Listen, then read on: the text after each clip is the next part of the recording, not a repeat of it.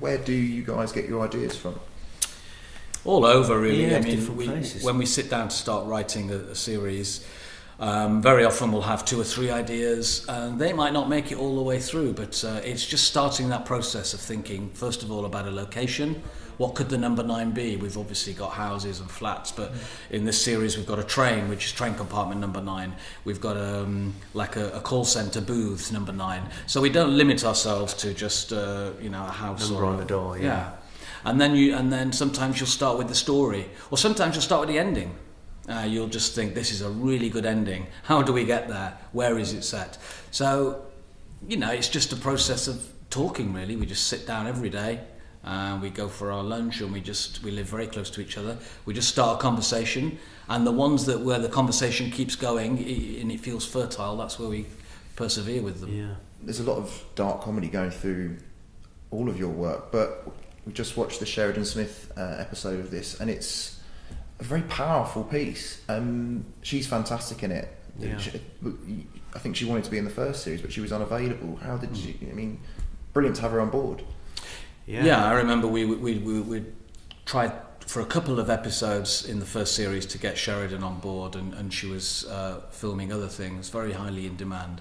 And then I did a one day's filming with her on Mr. Stink, I think it was, and I told her, I said, we've been trying to get hold of you, and she looked so disappointed, and she just said, please, I beg you, if you ever do anything that you think I'd be right for, please bear me in mind. So as we were writing this episode, and we had this part of Christine, it was very specific. We needed a really great actress, someone who could do drama, comedy, and someone who the audience could really fall in love with over these 12 years.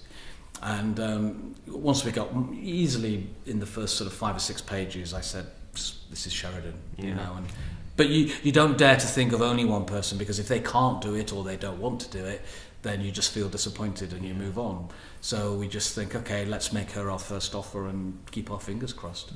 Well, she enjoyed working with you guys so much that she was actually late to pick up her MTA award, wasn't she? She was, yeah. We were filming that day, and we released her. It wasn't completely our fault, but I think the traffic was bad. Yeah, she ended up missing it. She found out in the car, but good that she won. She didn't have to turn around. I would just turn the car back. Yes. Let's go home. There's another fantastic episode we saw today with Jack Whitehall in it. He's a very different character. I mean, you must have been pleased to get him on board as well. Yeah, Jack's been a fan since he was like 10, depressingly for us. He was telling us that he came to see us when we did art in the West End, in the Whitehall Theatre, as it was known before it changed to the Trafalgar Studios.